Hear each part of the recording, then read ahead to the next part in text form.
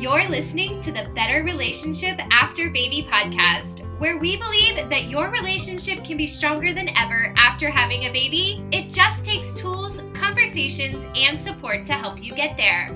I'm Chelsea Skaggs, certified life and relationship coach, mom of two, and survivor and thriver of tough marriage challenges after babies. I am committed to helping couples just like you improve your communication skills, connection points, and personal confidence so that you can have the life and family you've always dreamt of. Now, let's get to today's episode.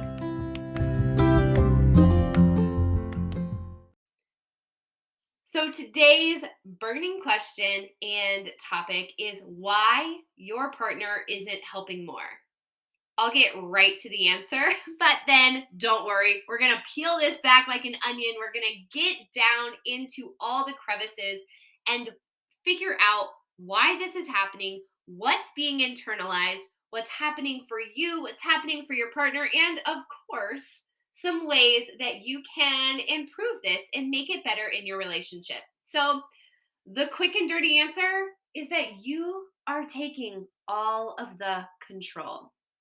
I know this is a lot to take in, breathe in. And when I first had this revelation, I was like kicking and screaming against it because I felt so much resistance. When I realized that my desire for control was really impacting what my partner was and wasn't able to do, it hit me like a ton of bricks. It was a light bulb moment, but you guys, it was a hard one. And so I want to talk about this today and talk about what is happening for both partners when this is the case. Now, of course, this is going to be different degrees of severity for people. And for some of you, maybe you'll feel like this isn't even relevant.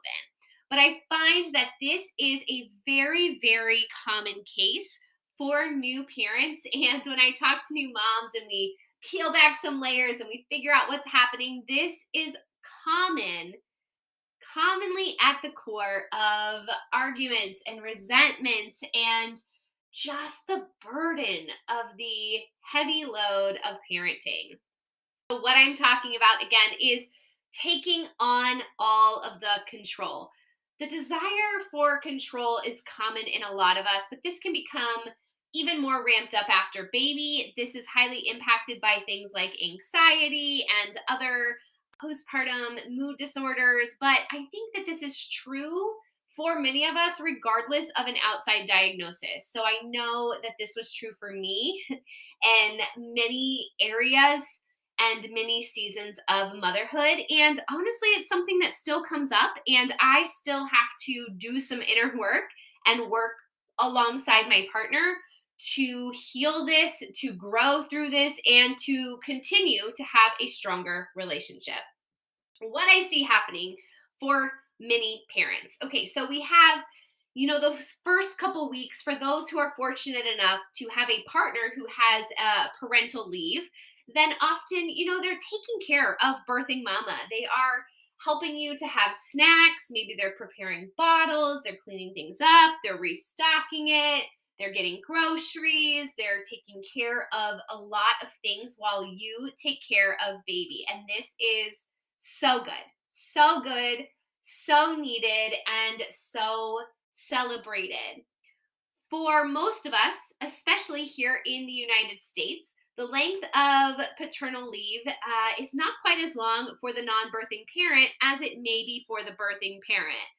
And of course, I could go on a whole other tangent about how we do not have adequate parental leave for either parent in the United States. But let's just assume in this case that the birthing parent has a longer leave than the non-birthing parent, giving them more time to be at home with baby. So partner's going back to work and birthing partner is still at home with baby, getting sleep down, getting feedings taken care of, figuring out rhythms and routines. And so it is very, very natural and normal and common for that parent who is home with baby for a longer period of time to take on more of the responsibility of how things happen. So again, I just say that this is common. This is normal. There's nothing wrong with this. What starts to happen though is that we start to maybe have routines change. Maybe both parents are back to work, or maybe one is still home. That's really irrelevant here. But as time goes on, there's more and more of a shared load. There's more and more that we are expecting the partner to step in and do and take care of. And so this is where we get to this question of, why is my partner not? Why is my partner not taking the lead of what the baby needs and of what is needed at home? And what I see happening is that oftentimes we get set in our ways. We know how things work. We know how we do things, and that's the way we expect our partner to do it. We have this attachment to control over how and when and where and why things happen.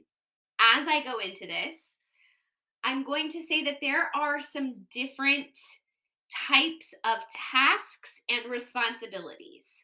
There are things that have to be done a certain way for safety, such as how we buckle the baby into the car seat, okay? There's no room for negotiation here. We do it the way that is safe.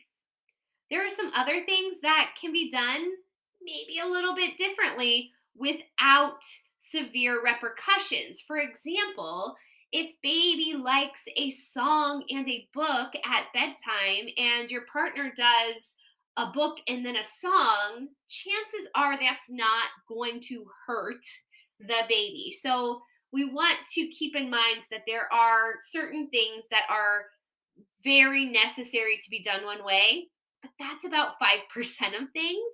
The other 95% of things can be done with varying degrees of change and still have a safe, good outcome. So we want to be talking about those things primarily in this conversation. Those 95% of things that we do a certain way, and we often want done a certain way, and we often expect our partner to do a certain way, but maybe that's not the way that comes naturally to them, or that's not the way that they remember to do it, or that's not the way that they want to try to do it. And so those are the things that we're talking about in this conversation. So what I see happening is the correction. I'll hear from partners, especially you guys, when I talk to men. When I talk to men about their relationship, about their parenting, I often hear them almost lament. And I want you guys to feel this. I want you to hear this.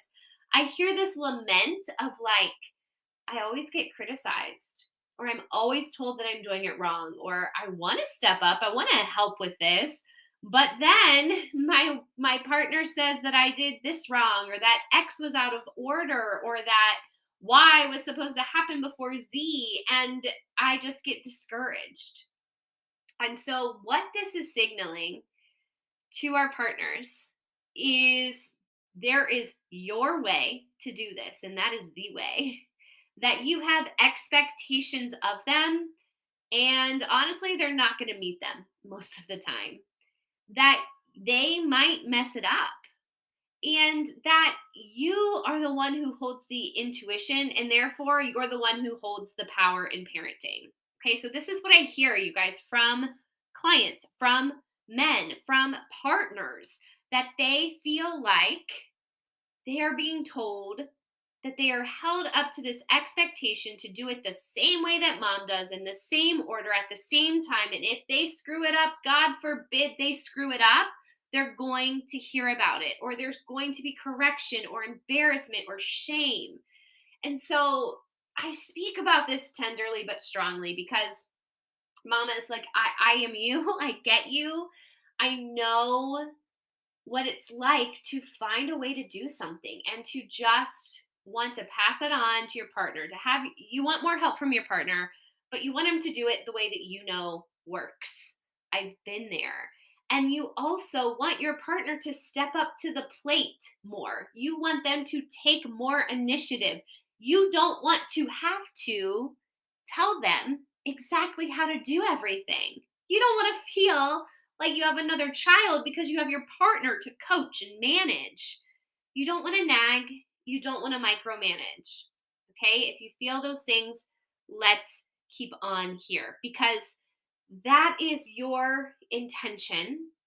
But when our partners feel like we are grasping so hard and so strongly onto control, they're starting to internalize some things. And you guys, these are not guesses. These are things that I hear from dads specifically or non birthing partners. They fear just fucking it all up. They have a fear of failure. They sometimes lose the will to try because they know they're not going to do it mom's way. They know they're not going to do it the quote unquote right way. They often feel like they're less equipped to be a parent. So they just tell themselves, I'm not cut out for this, or I'm not as good as she is. This can lead to a possible disconnect from you or a disconnect from baby, especially if your partner is feeling worthless or feeling like they cannot meet the expectations. And what I see often, and this can be really confusing for moms, and sometimes the partner doesn't even realize this is what they're doing, but they'll look for other places, other ways to feel valuable or successful. So this is oftentimes working more or spending more time with friends or, putting in overtime. In the very rare occasions this can be, something like attaching to a friend or a romantic interest in a way that can really hurt a relationship, and that's not what I see most commonly, but that can be the long road that can happen here because your partner is internalizing not being good enough at this job that they were given, at this opportunity they were given to raise a human. For goodness sakes, they're oftentimes so excited. But when mom wants to control how everything is happening, they feel discouraged. They feel lost. They feel like they're not helping. They don't have a purpose there. It's hard to get this out of men. And you guys, I'm sure that many of you are like, but wait, like my partner would not verbalize that to me. And oftentimes, first, they may not even know they're feeling that way. Or second, it's really hard to say that that's how you're feeling. And so this can go unspoken or unnoticed for a long time. And then let's look at here what you are internalizing in this situation. You may be telling yourself, you know what? I'm the only one who can do this, therefore I can never take a break. Or my partner would just listen to me, it would make everyone's life easier. Or I guess I have to wear all the hats and just become a martyr to motherhood. So it's no coincidence that the women that I see who often just feel like they have become sucked up and lost a lot of their identity and personhood to motherhood, those are often the same mothers who struggle to relinquish some control. And this is because they're telling themselves, I have to do it all. I have to be the martyr to motherhood because if I don't, if I trust someone else, they're going to do it wrong. And this is where I ask you to ask yourself, are they going to do it wrong in the sense that someone's going to get hurt or there's going to be a major problem? Or are they going to do it slightly different than you do, which makes you uncomfortable or makes you think that it's less efficient or could have been done another way? These are two very, very different situations, and we get to train ourselves to respond to these in two different ways because they're two different situations. And mamas, I am not slamming you here. I am you. I am not slamming myself. I am not slamming you. I'm inviting you to see a partner's point of view a little bit, but I also want to tell you the very well intended reasons that you may be doing this. So, if you are the one who loves to hold on to control, if you're the one who wants to oversee how things are done and you often feel like you can't catch a break because you've got to do everything, here's some reasons why you might be doing that. First, there is a ton of external pressures on moms. We cannot go a minute without getting some kind of input from an external source that tells us we're not doing enough, we're not being enough, we're not good enough, we're not cute enough, our baby's not, exceeding enough or hitting milestones enough. You guys, this is fucking overwhelming. We are not made for the amount of input from external sources that we have. It is ludicrous. And so naturally, we feel responsible for making everything look and feel this certain picture perfect way. And so we strive so hard. I've been there. I was striving so hard to control all the little pieces so that the picture of my family and my baby and my motherhood would look a certain way. Because there are so many external pressures and so many places that we feel judgment. And honestly, there are a lot of places that we truly get judgment.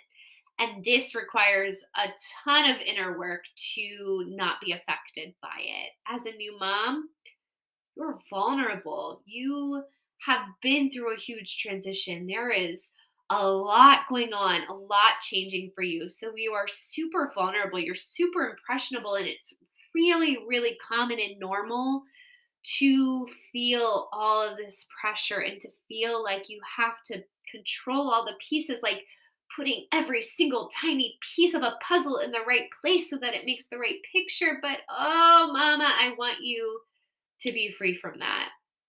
Oh, how I want you to be free for that. But it's a very well-intended reason why there may be some control desires that are impacting you and your partner and your relationship. Another well-intended reason is because naturally you carried the baby. You have a, as I call it, home field advantage. Okay. You've had this inner processing for those of you who are birthing moms. And I don't want to overlook our adoptive moms and our foster moms and our surrogate moms. Um, and there's a lot of really, really special things there too. But specifically, if you were the birthing mom and you nurtured and had this baby inside of you, there is a huge home field advantage. And not only does that prime you to be responsive to your baby and to have some of this intuition potentially, but it also makes you feel an extra layer of responsibility for those things. So this is a very well-intended reason why you are grappling to keep control of things. Another reason is obviously you want to make sure that your baby is well and cared for and thriving because you're a really good mom. Of course you do. Of course you want these things. You're a great mom. And additionally, you have put literally blood, sweat, and tears into finding a way to make things work, whether that's finding a way to get the baby to calm down when she's crying or finding a way to hold the bottle at an angle that they'll finally take the whole bottle and get enough feeding, or find a way to change the diaper without getting poop on the sheets or on the what's it called, the changing table cover. You have found a way, and it's been really hard for you at times. And what I think we often miss is that for those specifically who are at home, you are figuring these things out without an audience. So nobody knows, nobody can see and feel and validate the amount of blood, sweat, and tears you've put into finding the best way to do these things. But on the other hand, you didn't have an audience. And so for a lot of us with our partners, we're asking them for help and then we're being the audience. And sometimes we're a really critical audience. Sometimes we are watching with a hawk's eye, expecting them to do things the way that we would do them. And then we give our response, often not an affirming response, when things don't go that way. So I say that I validate that you have put all this effort in that is unnoticed, and you have worked so hard at this. And I want you to feel proud and validated in that. And on the other hand, give your partner some grace, babe, because you have figured these things out and you have likely messed up and done things differently than felt perfect and had some times where it just didn't go like you wanted to, but you didn't have the audience looking over you oftentimes. Like now you are the audience for your partner. This is a lot to take in. And I hope that this sparks some really good conversation for you and for your partner. And this would be a great episode to share with them, to get the perspective and to get the language and the words and to ask them what hits for them. Did this reflect some of the things that they're experiencing? Does this give some insight to where both of you are coming at this well intentioned as a team, taking care of a baby and a home and a life that you're building together, but coming up with some tension and some resentment and some frustration because of how they're playing out? I, of course, want to offer you guys some ways to move through this, some ways to grow. And I don't want to say fix.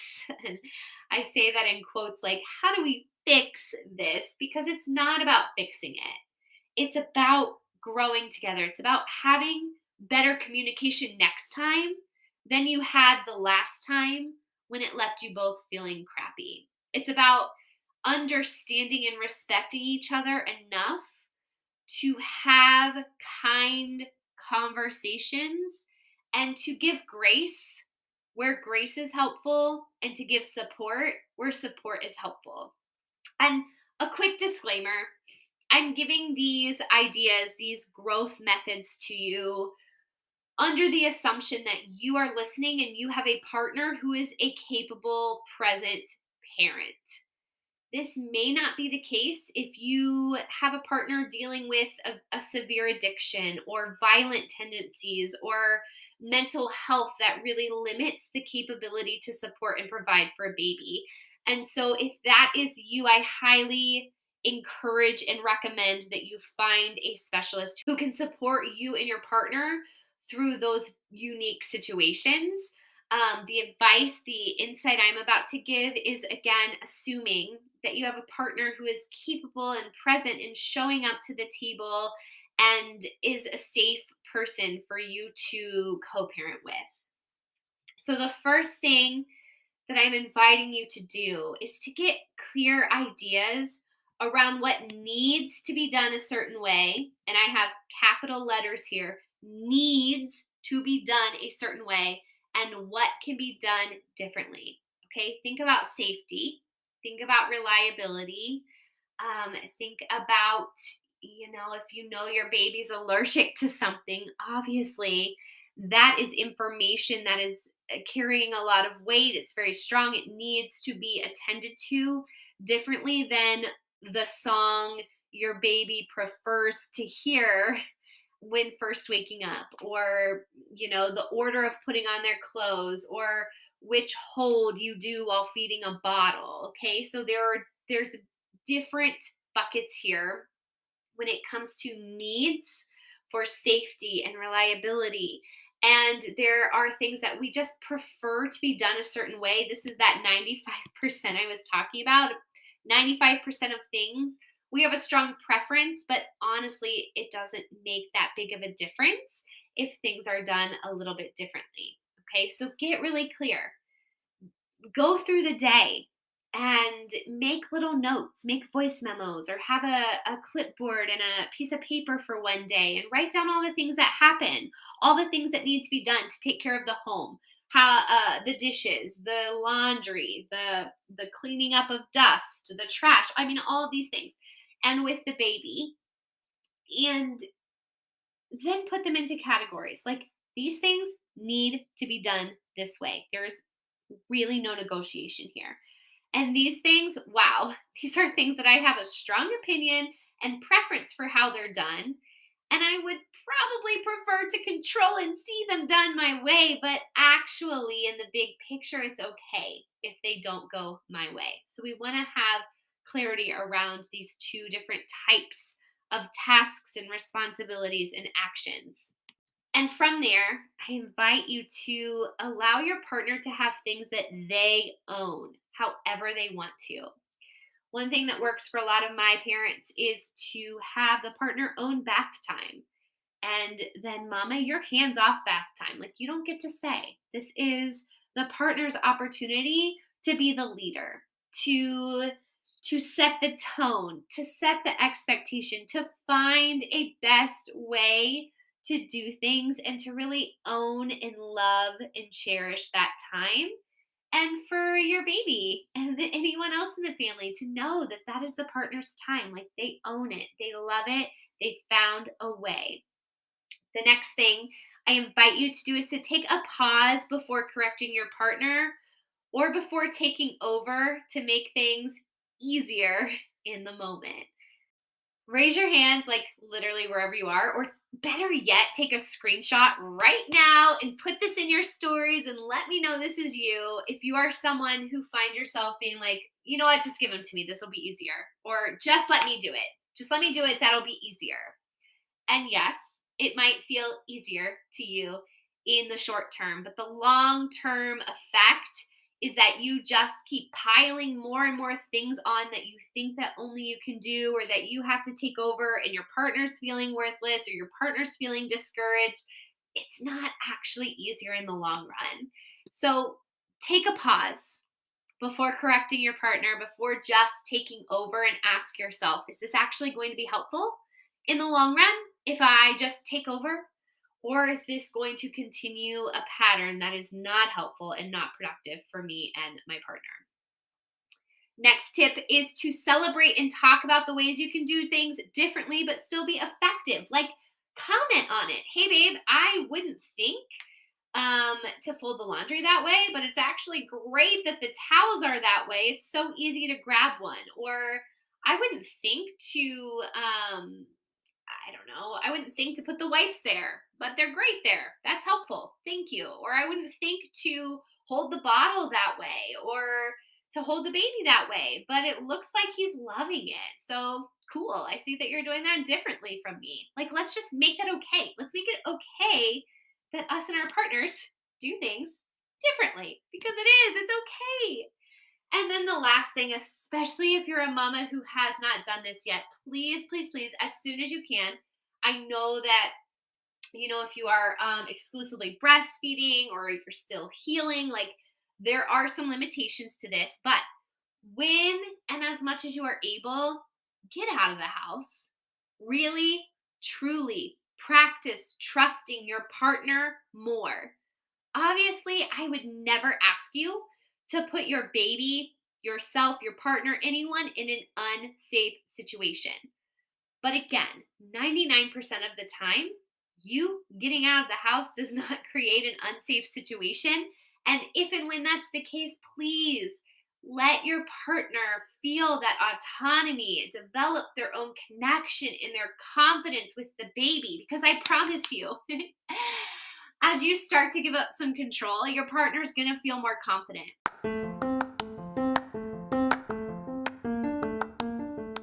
Today's episode is sponsored by Love Lingual. Love Lingual has card decks that increase your communication and connection with carefully curated cards containing unique and thought-provoking conversation starters. Mike and I use the couples deck regularly to add something new to our conversation and just honestly to always be learning more about ourselves and one another.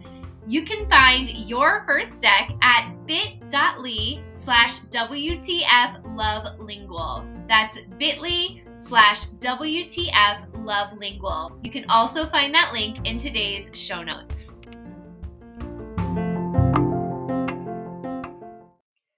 When you start to give up more control, your partner is going to feel more confident.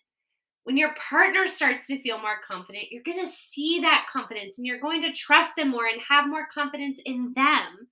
As you have more confidence in them, you're going to step away from more and more things and free up some space for yourself. And as you free up that space for yourself, you're going to be able to celebrate a connection with yourself and your identity in new ways.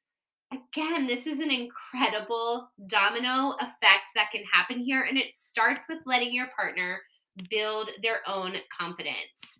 And I want to give you guys just a little icing on the cake here because there are some additional benefits that I want to add in, mostly for baby and for other people. So, when you are able to do this, when you're able to get really clear on what needs to be controlled a certain way and what you can just step back and let happen in different ways, it makes it easier for you to set clear expectations with other people, like babysitters or family members, and to give them the freedom to have their own style in areas that's appropriate. So let's say you're getting a new nanny or a babysitter and you give them a list of 20 things that have to be done a certain way. That's pretty overwhelming. And chances are some things are going to slip. And your babysitter, your nanny may not know exactly which things you're okay with slipping and which things you want done a certain way. But when you get really crystal clear and you have 3 or 4 things that have to be done a certain way, then you can communicate that. You can prioritize that. And then you can let there be some flexibility and freedom in how other things are done. Additionally, this gives your children diverse experiences to learn from. And obviously, this means with stability. We want diverse experiences with safety and stability. And Mama, I love you so much. And I want you to feel my love as I say this. But your baby is going to have good, positive, growing, insightful experiences with other people. And this is so, so good. You are not 100% solely, fully responsible for the evolution and the growth of your child. You get to share this.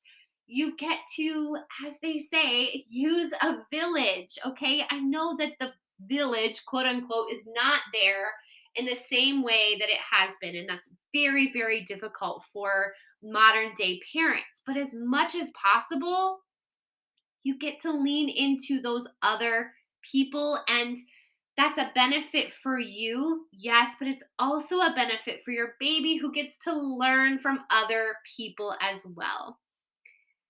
And there's some really cool effects of this.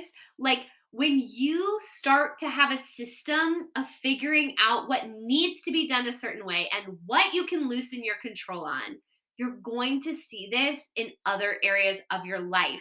It allows you to evaluate the areas of control in other places. This might be at school or at work. This might be how your car is or how somebody does dinner. I don't know. But what I'm saying is that when we get these systems in place, when we start to kind of train our brain to not just pounce on something and control it or say exactly how it's done or take it away from someone else to make it easier, when we train our brain to pause, we actually get to do this in other places. Chances are you're going to see some areas that you're really trying to control in your job, for example, that, you know what? You can decide there's these 2 to 3 things that have to be done a certain way, but this other list of 25 things, I can loosen my grip a little bit. That feels good.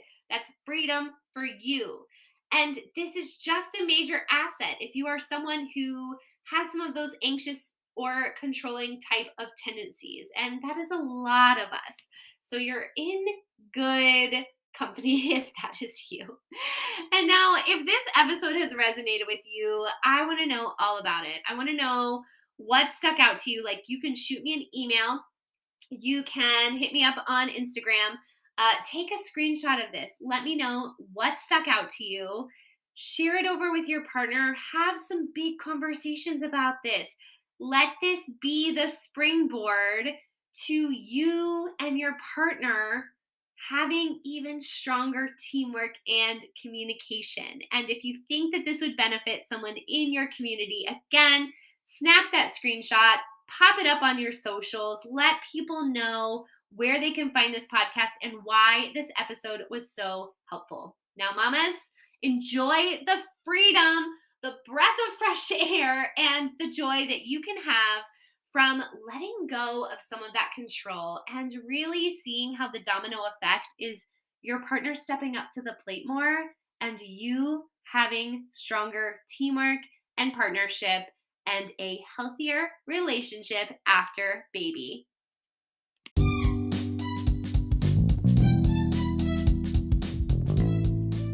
If you've enjoyed today's episode, I want to invite you to explore coaching with me. I help my clients identify where they are, where they want to be, and what is standing in their way.